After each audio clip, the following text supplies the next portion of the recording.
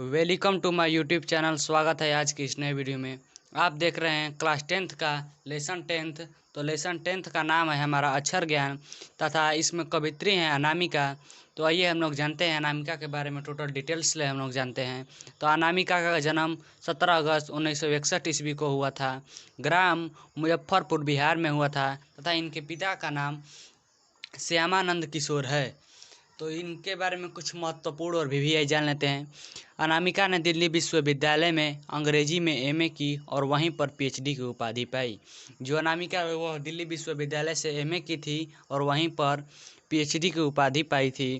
तो आइए हम लोग इसको क्वेश्चन आंसर करते हैं। तो क्वेश्चन आंसर बोध है और अभ्यास कविता के साथ साथ। तो फर्स्ट क्वेश्चन है हम लोग का, कविता में 3 उपस्थितियां हैं, स्पष्ट करें कि वे कौन कौन सी हैं।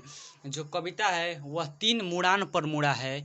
तो वो उपस्थिति मतलब कि कौन कौन सी है इसके बारे में बताया गया है। तो कविता में 3 उपस्थिति निम्नलिखित है, आप ऐसे लिख सकते हैं। तो पहला उपस्थिति हम आप लोग को बताते हैं, पंक्ति से उतर जाता है।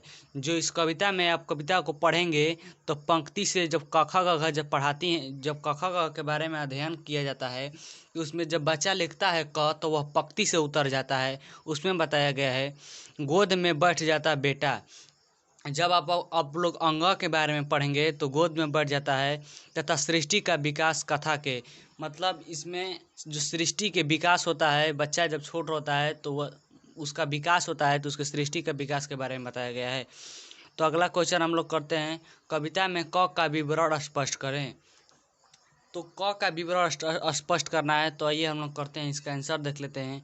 माँ बेटा को क से कबूतर पढ़ाना लिखाना चाहती है और उसका क पंक्ति से नीचे उतर जाता है।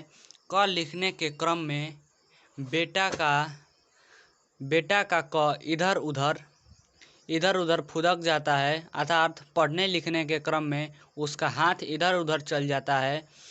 तो मतलब हाथ इधर उधर चल जाता है। तो इसी के बारे में बताया गया कि क का है जो विवरण करें, मतलब क के बारे में आप लोग कुछ बताइए, यही बात बताया गया है। इसमें हम आप लोग को बता दिए कि जो क है, जब बेटा क लिखता है तो उसका हाथ इधर उधर फुदक जाता है, यानी इधर उधर हिल जाता है। तो यही क के बारे में बताया गया है। तो तीसरा क्वेश्चन है, खलीस बेचैनी किसकी है, बेचैनी का क्या अभिप्राय है। आइए इसका आंसर हम लोग करते हैं, खलीस बेचैनी अक्षर ज्ञान सीखने वाले शिशु की है। ख से खरगोश सीखते समय वह बालक भी खरगोश की तरह इधर उधर भागने के लिए बेचैन हो जाता है। खरगोश चंचल होता है, वह पिंजरे में बंद नहीं होना चाहता है। बालक माँ के दबाव में आकर पढ़ना चाहता है, इसका ध्यान इधर उधर भटक जाता है। मतलब जो बेटा है वह ख लिखने का प्रयास करता है तो माँ उसके बताती है कि ख से खरगोश होता है।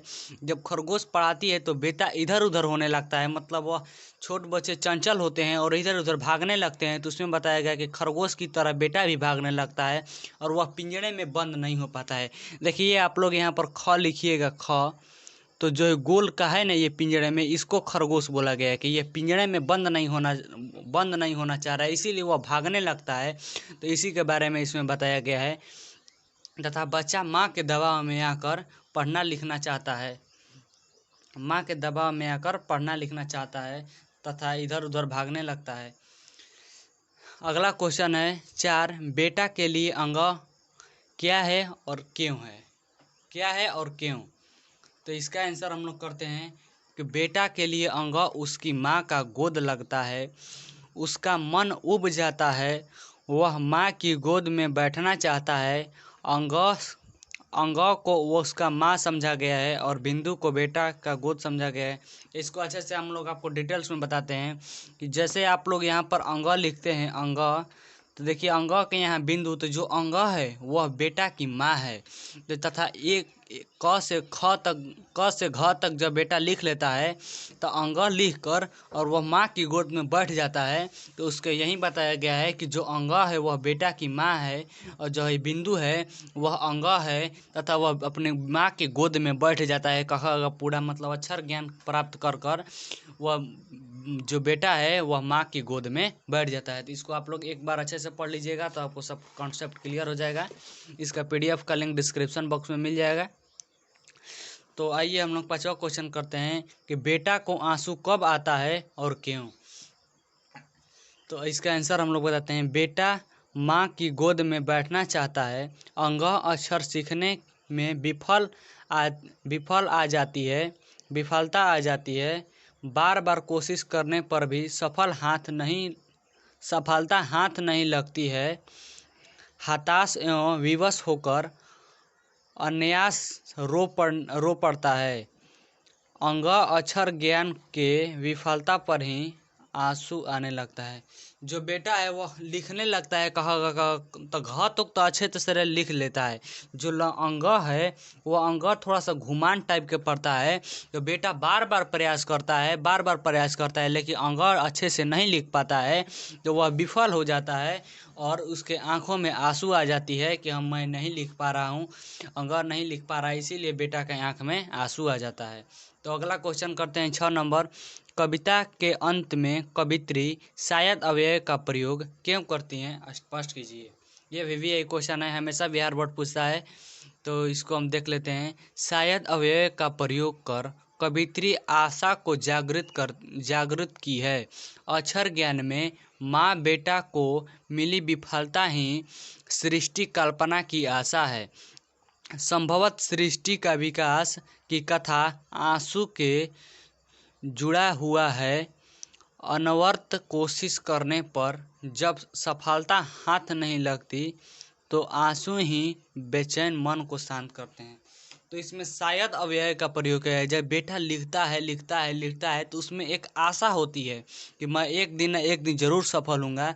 तो वहीं इसमें आशा और अव्यय का प्रयोग किया गया है कि सृष्टि कल्पना का विकास होता है। जब आप लोग कहा मतलब छोटा बच्चा जब लिखने लगता है तो वह लिख कर शुरू का अक्षर क्या होता है, अक्षर ही ज्ञान होता है। जब अक्षर ज्ञान पढ़ता है तो वह सृष्टि का विकास तभी होगा जब बच्चा अक्षर ज्ञान स्टार्ट करेगा। जब अक्षर ज्ञान से आगे बच्चा पढ़ते जाएगा तभी सृष्टि का विकास होगा। तो इसमें शायद अव्यय का इसीलिए प्रयोग किया गया है कि बच्चा बार बार कोशिश करता है कि अक्षर ज्ञान को पूरा कर लें, लेकिन वह विफल हो जाता है। तो कहा जाता है कि जब आदमी रो लेता है ना तो मन शांत हो जाता है। तो इसी के बारे में यहाँ पर अध्ययन किया गया है। तो 7वां हम लोग करते हैं। कविता किस तरह एक संतावना और आशा जागृत करती है, विचार करें। जो कविता है यह संतावना और आशा किस तरह जागृत करते हैं, आइए इसमें पढ़ते हैं। जिस तरह एक संतावना और आशा हमारे हौसलों को बुलंद रखती है, उसी प्रकार माँ अपने बेटे को अक्षर ज्ञान देते समय बच्चा बार बार असफल होता है तो बच्चा घबरा जाता है तथा वह बार बार प्रयास करता है और सफल हो जाता है। अर्थात असफलता से घबराना नहीं, क्योंकि असफलता ही सफलता तक पहुंचाती है। इसमें बताया गया है कि जब बेटा एक आशा रखता है, एक हौसला रखता है कि हम लिख लूँगा, लेकिन लिखते लिखते जब नहीं आता है तो बच्चे को गुस्सा आता है, तो वह सोचता है कि मैं नहीं लिख पाऊँगा, इसीलिए वह असफल हो जाता है। लेकिन वह प्रयास करते असफल होना कोई ख़राब बात थोड़े है। असफल होते असफलता से ही सफलता तक पहुंचने का रास्ता प्राप्त होता है। जो एडिसन थे, आप लोग पता होगा कि बल्ब बनाते, पहले हाल में थोड़े बल्ब बना दिए, एक दिन प्रयास किए, असफल हुए, तो फिर सोचेंगे क्या गलती किया हूँ, फिर अगला दिन बनाए, फिर दूसरा का दिन इसमें अब क्या गलती हो गई है। इसीलिए वो अपने गलतियों को जानते एक दिन सफल हो गए। उसी तरह बच्चा है जो मतलब गलती करते एक दिन सफल जरूर होगा। तो इसमें माँ उसको बताती है कि असफलता ही सफलता का राज होता है, मतलब सफलता तक पहुँचने का रास्ता होता है। अगला हम लोग व्याख्या करते हैं। गमले सा लुढ़क जाता है उसका घड़े से गमले सा टूटता हुआ उसका घड़े सा लुढ़कता हुआ उसका तो ये व्याख्या है। व्याख्या सबसे हम बताते हैं, इस व्याख्या सबसे आसान चीज़ है, एक बार पढ़िएगा एकदम दिमाग में एकदम घुस जाएगा एकदम। तो इसको ये पढ़ते हैं कि प्रस्तुत पंक्तियाँ हमारे हिंदी साहित्य के कवि खंड के कवित्री अनामिका द्वारा रचित अक्षर ज्ञान पाठ से लिया गया है, जिसमें शिशु की प्राथमिक शिक्षा के बारे में वर्णन किया गया है। शिशु मतलब बच्चा। शिशु क से कबूतर, ख ख से खरगोश लिखने के उपरांत ग से गमला सीखना चाहता है तभी उसका गमला इधर उधर हो जाता है। और घ से घड़ा लिखते समय घड़ा लुढ़क जाता है। जब बच्चा लिखता है तो लिखते लिखते जैसे क से कबूतर, ख से खरगोश लिखता है तो जब उसके ग के बारी आते है तो टूट जाता है। जिसे गमला टूट नहीं जाता है उसी तरह ग लिखते समय बच्चा अच्छा से नहीं लिख पाता है तो वहीं बताया गया कि गमले की तरह टूट जाता। और घ लिखते लिखते से तो मतलब घोड़े की तरह लुढ़क जाता, तो उसी को मतलब लुढ़क जाता उसी को इसमें बताया गया है। इसको एक बार व्याख्या मतलब क्या है, जो इतना मैंने लिखा है इसको अच्छे से लिखो, तो वही मैंने अच्छे से लिख दिया है कि जैसे जैसे बताया गया इसमें। तो अगर आप लोग को ये वीडियो अच्छा लगा तो प्लीज़ अपने दोस्तों के पास शेयर करें, तथा आप लोग अभी चैनल पे हमारे नए हैं तो इस चैनल को सब्सक्राइब कर दें तथा बेल वाला आइकन प्रेस कर दें ताकि आगे आने वाले वीडियो सबसे पहले आपके तक पहुँचे बिल्कुल मुफ्त। तथा इसका PDF का लिंक आपको डिस्क्रिप्शन बॉक्स में मिल जाएगा, तो डिस्क्रिप्शन बॉक्स में जाइए और PDF डाउनलोड कीजिए और सारा याद कर लीजिए। अब मैं आपको इतना इजी से बताता हूँ कि एकदम दिमाग में घुस जाएगा। आप लोग कुंजिका जितना भी गाइड, मॉडल पेपर सब चेक कर लीजिए, मेरा कहीं से मिल नहीं पाएगा, क्योंकि परीक्षा में बोलता है कि विद्यार्थी अपने शब्दों में उत्तर दे, इसीलिए मैं आपको अपने शब्दों में बताता हूँ। तो आज का वीडियो यहीं तक समाप्त करते हैं, मिलते हैं नेक्स्ट अगले वीडियो में, तब तक के लिए।